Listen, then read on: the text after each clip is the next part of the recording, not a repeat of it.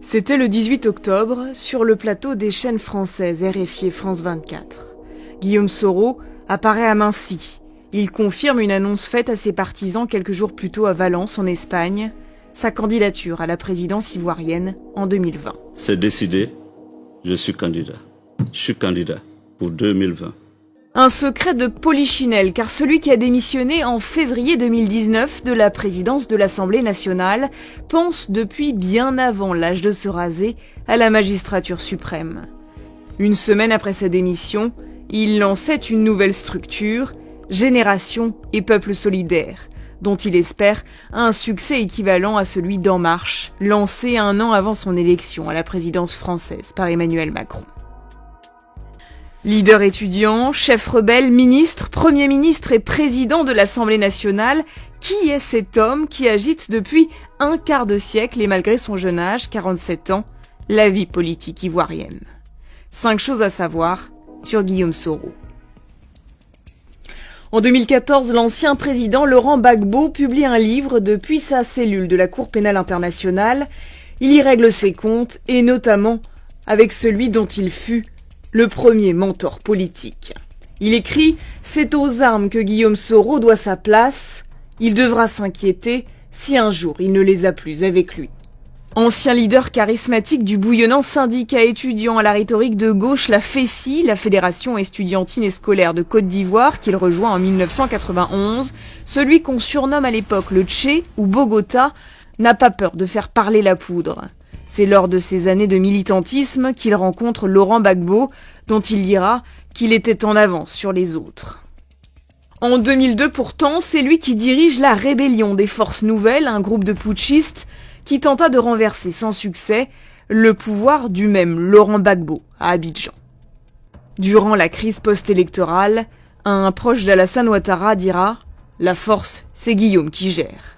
À la tête de ces Comzones, il parvient à bouter Gbagbo hors de la résidence présidentielle de Cocody et à le capturer, mais avec l'aide providentielle des forces françaises et de l'ONU à Abidjan.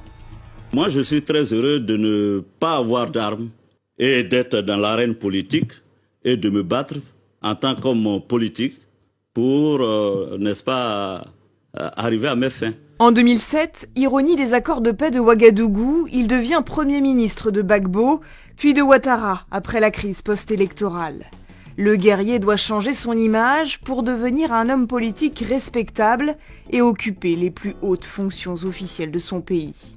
Il se pose en ouvrier de la réconciliation, dossier qui n'a que peu avancé pendant qu'il était aux affaires. Guillaume Soro parle beaucoup de réconciliation, mais on ne voit rien pour l'instant. Est-ce que c'est pas là où vous avez le plus échoué? Non, je veux bien. Afin Guessin est quand même libéré. Mais Laurent Gbagbo il était en prison. Michel Gbagbo est quand même libéré. Bien d'autres personnes sont libérées. Il ne faut pas désespérer. De ces années à la FESI, il a gardé son assurance en public, comme lors de ce concert des Magic System, où il monte sur scène au pied levé. Il mène aujourd'hui sa campagne sur les réseaux sociaux avec 2 millions d'abonnés sur Facebook et quasiment 900 000 followers sur Twitter, 300 000 de plus qu'Alassane Ouattara.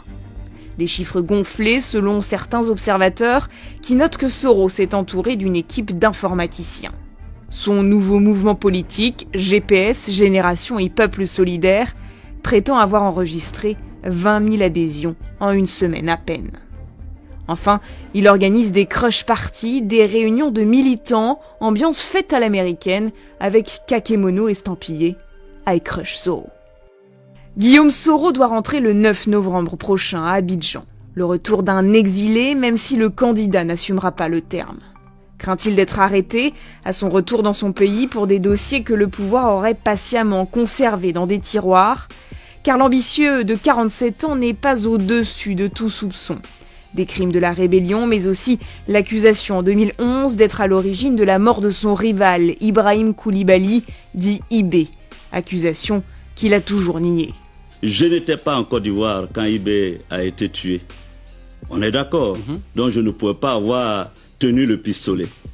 Pour le reste, la justice de Côte d'Ivoire a du travail à faire. Pendant son passage à l'Assemblée, il a dû surfer entre plusieurs écueils judiciaires. La cache d'armes découverte à Bouaké chez son chef de protocole en 2017. Mon directeur de protocole a été en prison Il a été par la suite libéré, donc je ne vois pas en quoi cela me concernerait.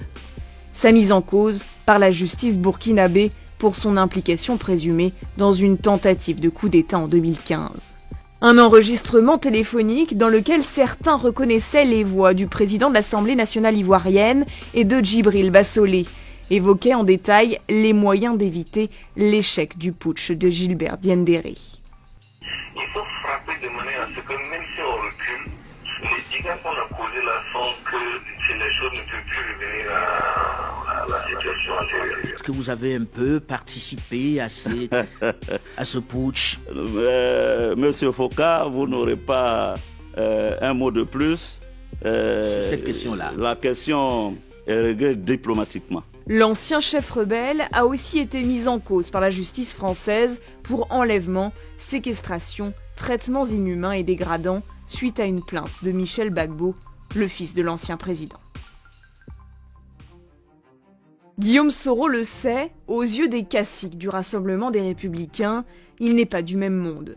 Entre lui et Ouattara, ce ne fut qu'un mariage de raison. Depuis 2012 et son départ de la primature, il a été mis à l'écart des décisions.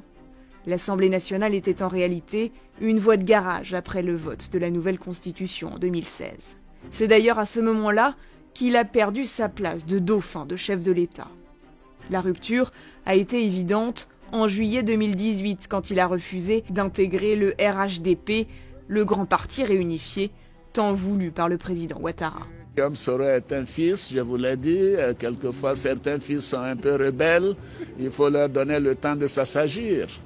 Le 8 février 2019, il quitte le perchoir pour prendre en main son destin. Aujourd'hui, je vais rendre le tabouret et je vais aller chercher le fauteuil pour m'asseoir dedans. Ce sera plus confortable d'être assis dans le fauteuil. Guillaume Soro s'est rapproché de l'ancien président Henri Konan Bédié, 85 ans, qui lui non plus ne cache pas ses ambitions présidentielles. Soro qui a également demandé pardon à Laurent Gbagbo, toujours en attente de son procès en appel à la CPI. Je prends aussi l'initiative aujourd'hui d'aller demander pardon à mes aînés et même au président Laurent Gbagbo. Si Guillaume Soro a la cote auprès des jeunes, parviendra-t-il à les faire voter? Sur 6,5 millions d'électeurs inscrits, seuls 29% sont des citoyens de moins de 35 ans. Les populations du Sud lui pardonneront-elles la rébellion du Nord? Et les Ivoiriens voteront-ils pour un homme qui n'est soutenu par aucun des trois partis? Et enfin, résistera-t-il à la machine d'État dont il se pose désormais comme le premier opposant? Quand M. Macron, ici en France, lançait En Marche, toute la classe politique était unanime qu'il ne serait jamais président élu. Donc vous espérez être le Macron ivoirien? Non, je n'espère rien du tout. J'espère être le Guillaume Soro de Côte d'Ivoire, élu président en 2020. L'ancien rebelle aura-t-il un destin à la Macron? L'homme est confiant dans sa victoire. En 2016, il déclarait au Monde « Cela fait 24 ans que je fais front et face à l'adversité. L'adversité me galvanise. »